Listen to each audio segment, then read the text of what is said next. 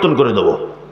ওই জন্য দেখবেন আদম থেকে নিয়ে ঈসা আলাইহিস সালাম পর্যন্ত পৃথিবীতে যত নবী এবং রাসূলের কাছে কিতাব এসেছে, প্রতিটি কিতাব শয়তান পরিবর্তন করে দিয়েছে মানুষের মাধ্যমে। তার একটা জ্বলন্ত প্রমাণ আপনাদেরকে দিই। ঈসা আলাইহিস সালামের কাছে একটি আসমানি কিতাব এসেছিল, তার নাম কি? ইনজিল। বর্তমান খ্রিস্টান ভাইয়েরা যে বাইবেলটি ব্যবহার করে ধর্মীয় গ্রন্থ হিসাবে, এই বাইবেলের ব্যাপারে তারা বলে এটা হচ্ছে সেই বাইবেল যেটা আমাদের নবী, আমাদের আল্লাহ যিশুর কাছে এসেছিল। কি বলছি বুঝতে পারছেন? আপনাকে একটা তথ্য পেশ করছি। পবিত্র আল কোরআন অবতীর্ণ হয়েছে আরবিতে, আর যিশু অর্থাৎ ঈসা আলাইহিস সালামের কাছে যে কিতাব এসেছিল ইনজিল, ওই কিতাবটা আরবি ভাষাতে আসেনি। ওই ভাষাটা অবতীর্ণ হয়েছিল ইয়ারমিক ভাষাতে, পরবর্তীতে ট্রান্সলেট করা হয়েছিল হিব্রু ভাষাতে। সারা পৃথিবীর কোন জাদুঘরে, সারা পৃথিবীর কোন ব্যক্তিত্ব সম্পূর্ণ মানুষের বাড়িতে কোন রকম ভাবে সংরক্ষিত নেই ইয়ারমিক ভাষার ওই ইনজিল। বর্তমান খ্রিস্টান ভাইরা যে বাইবেল ব্যবহার করে, এই বাইবেলটি খ্রিস্টান যাজকদের নিজস্ব তৈরি করা বাইবেল। এর সঙ্গে ঈসা আলাইহিস সালামের ইনজিলের কোনো সম্পর্ক নেই।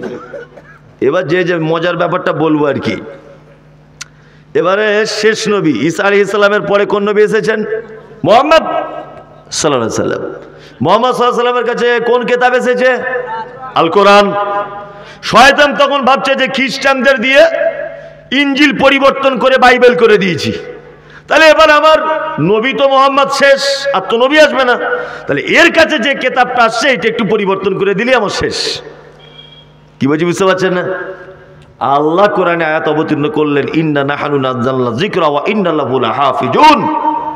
আমি যে কোরআন অবতীর্ণ করেছি, এই কোরআন সংরক্ষণের দায়িত্ব আমি আল্লাহ নিজে হাতে নিলাম। শয়তান তখন দেখছে মহা বিপদ, আমি আল্লাহর তৈরি, মুহাম্মদ আল্লাহর তৈরি, কোরআন আল্লাহর কথা, জিবরিল আল্লাহর ফেরেশতা। এখন আল্লাহ যদি এক সংরক্ষণের দায়িত্ব নেয়, তাহলে তো আর পরিবর্তন করা যাবে না। কোরআন পরিবর্তন করা গেছে? যায়নি। তখন শয়তান ভাবছে এই বিধান যদি পরিবর্তন করতে না পারি, তো অন্তত পক্ষে এইটা পড়া তো বন্ধ করতে হবে। তো কি করা যাবে না, শুভেন্দু অধিকারী পাছাতে লেগে একটু উস্কানি দিয়ে দিই যে মাদ্রাসায় সন্ত্রাস হয়, মাদ্রাসায় সন্ত্রাস হয়, আর দিলীপ বাবুকে একটু লাগিয়ে দিই, ওরা দুজন গটাপ করে বলবে ওই মাদ্রাসায় সন্ত্রাস হয়, তালা মেরে দাও। কি বলছি বুঝতে পারছেন না? এখন শয়তান দিলীপ বাবু আর অমিত বাবু, নরেন্দ্র মোদী বাবু আর আপনার শুভেন্দু বাবুর মাথাতে শয়তান একেবারে বারবার পেচ্ছাপ করছে আর বলছে মাদ্রাসা বন্ধ করতেই হবে, কারণ কোরআন পড়া থেকে মানুষকে দূরে সরাতে হবে। কি বলছি বুঝতে পারছেন না? আল্লাহু আকবার। আমি শুধু অবাক হচ্ছে একটা জিনিস, অবাক। আজকেই শুভেন্দু বাবু একটা বক্তব্য রাখছেন সোশ্যাল মিডিয়াতে যে মাদ্রাসা মানে তো সন্ত্রাসবাদ হয়, ওই মানুষ খুন করার ট্রেনিং হয়, ওরা জঙ্গি। সারা পশ্চিম বাংলাতে যত সরকারি সিনিয়র জুনিয়র যত মাদ্রাসা আছে, সমস্ত সরকারি মাদ্রাসায় আমার মনে হয় এটা তদন্ত করলে পাওয়া যাবে, কোন মাদ্রাসায় 60%, কোন মাদ্রাসায় 70% হিন্দু শিক্ষক নিয়োগ করা হয়েছে না? এখনকার সিনিয়র হাই মাদ্রাসাগুলোতে হিন্দু শিক্ষক আছে না নেই? আচ্ছা, তাহলে মুসলমানদের মাদ্রাসায় যদি সন্ত্রাস হয়, নিশ্চয়ই ওই হিন্দু ভাইরা সন্ত্রাসবাদীদের শিক্ষক, তাই না? শিক্ষক হয়, শিক্ষক হবে না? শিক্ষক হবে। কাজ কিছু খুঁজে পায় না। বলছে পশ্চিম বাংলার হিন্দুরা সুরক্ষিত নেই। 1000 বছর সারা ভারতবর্ষে আমরা শাসন করেছি মুসলিমরা, তখন হিন্দুদের অসুবিধা হয়নি, নিরাপদে ছিল। তারপরে ব্রিটিশদের আমলে নিরাপদে ছিল, মোগলের আমলে নিরাপদে ছিল, আপনার শেরশাহর আমলে নিরাপদে ছিল, শাহজাহানের আমলে নিরাপদে ছিল, হুমায়ুনের আমলে মুসলিমরা হিন্দুরা নিরাপদে ছিল। শুধু হিন্দুরা নিরাপদে নেই নরেন্দ্র মোদীর সময়। কি বলছে বুঝতে পারছেন না? অথচ সারা ভারতবর্ষের ইতিহাসে ভারত স্বাধীনতার পর থেকে আজ পর্যন্ত একটা প্রধানমন্ত্রী মুসলিম হয়নি। হয়েছে? পশ্চিম বাংলাতে কোনো একটা মুখ্যমন্ত্রী মুসলিম হয়েছে?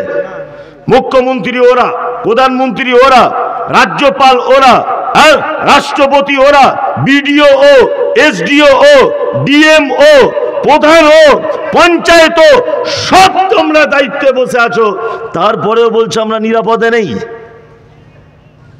হ্যাঁ, তার মানে বুঝতে হবে তোমরা নিজেরাই খারাপ। কেন নিরাপদে নেই? এই সমস্ত উস্কানিমূলক কথা বলে একটা সাম্প্রদায়িক দাঙ্গা লাগাবার খুব ষড়যন্ত্র চলছে সারা বাংলাতে। চলছে না? চলছে। তা বাংলার মানুষ খুব সচেতন, তো ওই সমস্ত পাগলদের কথা কেউ শোনে না, কেউ শোনে না। যে কথা বলছিলাম সেটা হচ্ছে এই, এবারে শয়তান একটা খুব চালাকি করছে। এইটা ধরে নেন একটা জলসার হ্যান্ডবিল, ভালো করে বুঝুন, এটা জলসার হ্যান্ডবিল। এই হ্যান্ডবিলের ভিতরে কবে জলসা, কে প্রধান বক্তা, কে কি হাবিজাবি, এগুলো আমি হ্যান্ডবিলটা খুলবো তবে তো জানতে পারবো। পারবো কি পারবো না? পারবো। শয়তান দেখছে এর বিধানের দায়িত্ব তো আল্লাহর, এর বিধান পরিবর্তন করা যাবে না। তাহলে মথুরাপুরের মানুষ যাতে কোরআন না পড়ে সেই ব্যবস্থা করতে হবে। আরে পড়বে তবে তো ভালো মন্দ বুঝতে পারবে। হ্যাঁ জি, ওই জন্য পৃথিবীতে সব থেকে বেশি শয়তান লাগে তাদের পিছনে যারা কোরআন তেলাওয়াত নিয়ে ব্যস্ত থাকে। এবার একটা জ্বলন্ত প্রমাণ আপনাদেরকে দিই, আমি তো বাস্তববাদী লোক।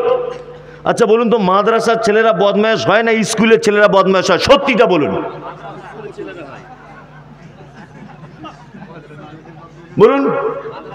মাদ্রাসার কারা কারা মাদ্রাসার বলছে হাত তুলুন তো, তুলুন।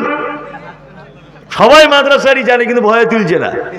আবার মাদ্রাসা যারা অর্ধেক পড়ে ছেড়ে দিয়েছে, ওরে বাবা ও তো আরো খাতারনাক। মানে শয়তান ও রাস্তায় হাঁটে না, ও যে রাস্তায় যায় ওর বদমাইশির কোয়ালিটি আলাদা। কি বলছি বুঝতে পারছেন না? এর সব যুক্তি আছে, সব কারণ আছে। তাহলে স্কুলের ছেলেদের শয়তান রাগ করে না কেন বলুন তো? ওই যে আপনার ছেলে স্কুলে গিয়েই জনগণ মন অধিনায়ক জয় হে ভারত ভাগ্য বিধাতা, শয়তান ভাবছে এ তো শালা আমার দলই আছে, তো আমার দলই। কি বলছি বুঝতে পারছেন না? এ তো আমার দলের লোক। আর স্কুল থেকে বাড়ি আসার সময় একদম পেচ্ছাপ লেগেছে, চ্যান খুলেই মেশিন বার করে মুতে দিল, পানি টানি নেবার কোনো ব্যাপার নেই। শয়তান দেখছে এর পিছনে লেগে লাভ নেই, তো আমার দলেরই লোক, এ বরঞ্চ স্কুলে পড়ছে পড়ুক। ও দাঁড়িয়ে মুতে, তারপরে ও সিনেমা দেখে, ও বিড়ি টানে।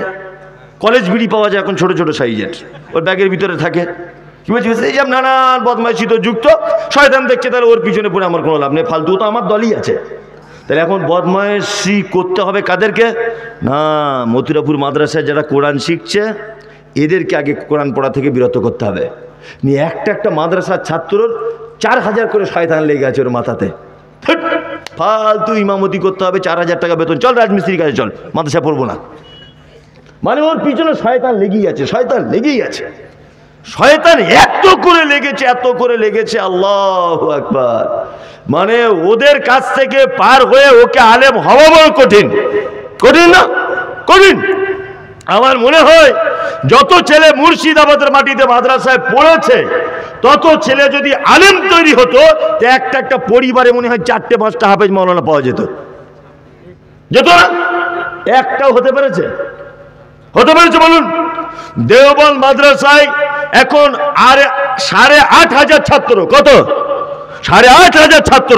আচ্ছা বলুন, প্রতি বছরে যদি 8500 ছাত্র যদি হাফেজ মাওলানা হয়, তাহলে সারা ভারতবর্ষের এমনি লোককে দেখতে পাওয়া যাবে? যাবে বলুন? যাবে না?